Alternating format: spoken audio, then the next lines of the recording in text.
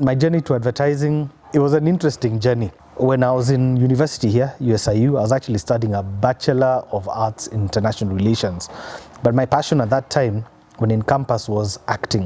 While acting with the Phoenix Players, so I started getting into auditions, got into a few ads and stuff like that. And then I was like, that's when the passion developed. But apart from that, my dad was in marketing, in BAT, which was a very heavy advertiser back in the day.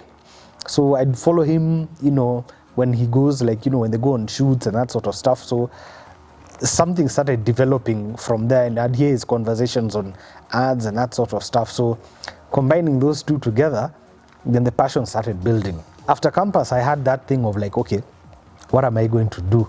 So there's that time, and I was like, okay, maybe let me try advertising. So my father asked me, you're interested in advertising? I said, yeah. So I said, what side of advertising do you want to do? This client service, this creative. I told him creative. He was so pissed. He's like, what? That was his image of creatives. I don't know why. But anyway, so I said, fine, maybe I'll try and open for you a few doors, but I won't. I'll give you a number. The first place I went to was it Century? I think those days there was David Oliwa, Victor Mabachi and stuff like that. This was back in the day. So I had dreads, torn jeans, kila kitu. So I talked to Victor Mabachi. He's like, okay, how can I help you? I want to be advertising. What do you want to be? So now I got confused. That's when I told the guy client service. So he looked at me. He's like, oh, okay. But I could tell, don't worry, we'll call you back. I could tell by the time I walked out of that place, there's no way I would get into that. So the next time I decided, wait. I found out Scanad. These guys seem to be the guys who, are the main agency in this place. So I go to Scanad and I'm here to see who Bharat. By this time, I've shaved my dreads. I'm wearing a suit. I think I waited in reception for 2 weeks. He's kept on telling, there's a guy to see you. There's a guy to see you. I kept on going every day. So for about 2 weeks, 1.5 weeks, one day, and I could see the guy passing in. I waited. So it's I think it was one of those things of how badly do you want it. So I go and see him and he says, okay, I'll give you a project.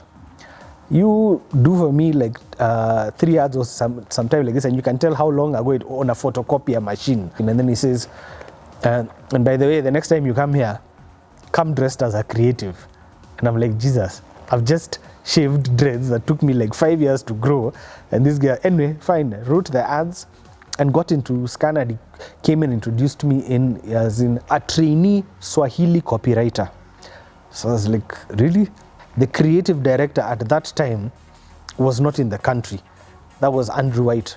He was operating from Australia. It was about 97 or 98. So that's how he worked and just, moved up the ropes. Actually now became junior copywriter in Scanad.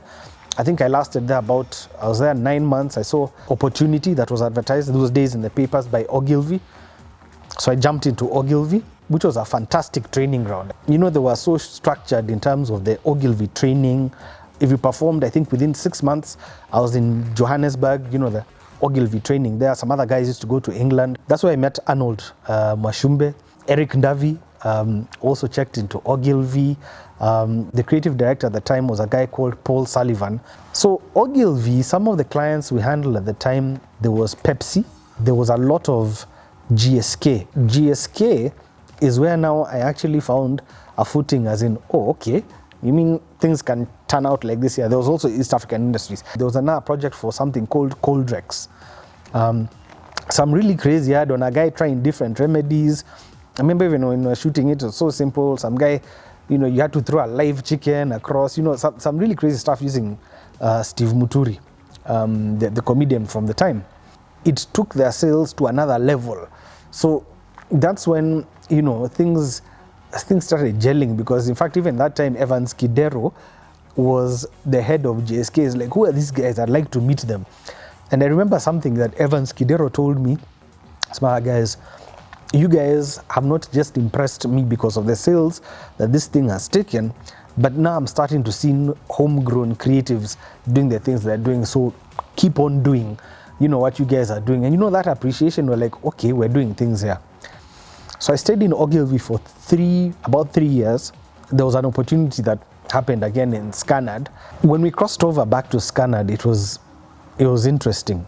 I think Andrew White was on another level. It was kind of a thing like when you thought you were quite, somebody in creative in another agency. Like by the time you go to Scanad, the level of creative was so high that you find like, oh my goodness, compared to this guy, I feel like a junior. Because you've come from another place, but he'd tell you, you've written a headline, yeah, give me 50 headlines. What do you mean? 50 headlines of the same thing until he sees that he's drilling the most, out of you. What Scanad started doing at that time were also integrating guys. So it's like the Australian guy working with the Kenyan guy, the South African guy working with the Kenyan guy. So there was an interesting balance. The guy from India working with the Kenyan. So teams were kind of been split into that. So international, local flavor, and it just blends into something. So that's something I think they started trying out quite well.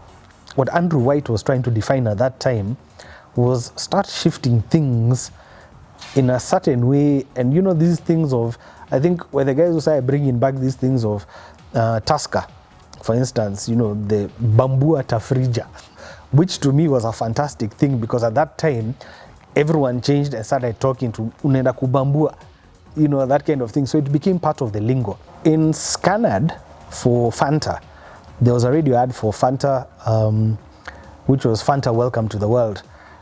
This one swept a lot of awards in the lorries in South Africa. On the local advertising scene, there were things that we won in the APA. There was Tusker, which was Tusker Dialer Can, which was now the first delivery services. So it was a cool thing we did with Arnold.